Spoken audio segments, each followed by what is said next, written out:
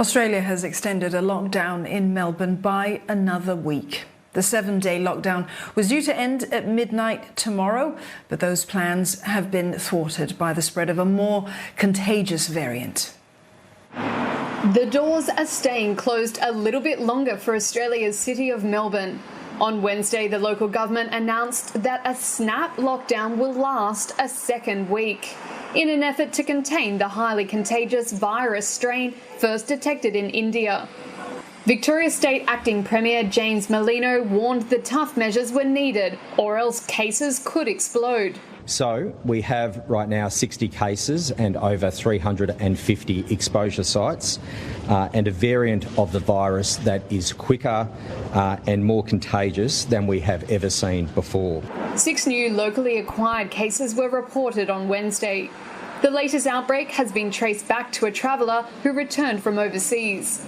The person left hotel quarantine in South Australia state after testing negative, but later tested positive in Melbourne.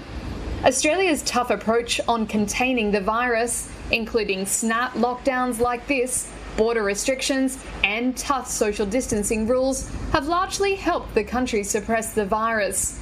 And Australia's latest economic report card shows it's bouncing back, thanks to consumers and business spending. It expanded by a real 1.8% in the 3 months to March.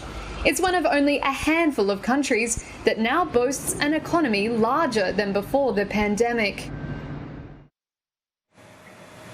One expert tells us how the variant has been spreading in Melbourne.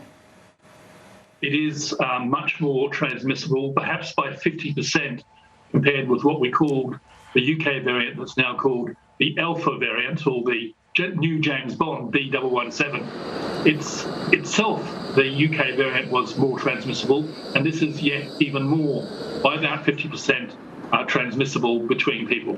It's less than 10%, I believe, of cases are due to these casual stranger-to-stranger contacts.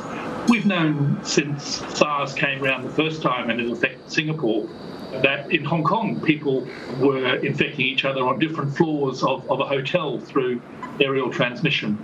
It's thought that someone was in a room with COVID and someone else entered that room 2 hours later and got infected. So that kind of fine aerial transmission has been described before, but it appears to be more common now. At least 1.5 meters, an effective mask that you wear over your nose and your mouth.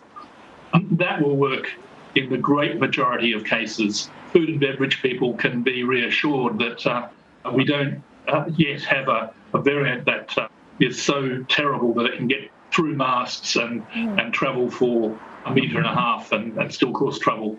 It's not much different to what we've been dealing with for a year.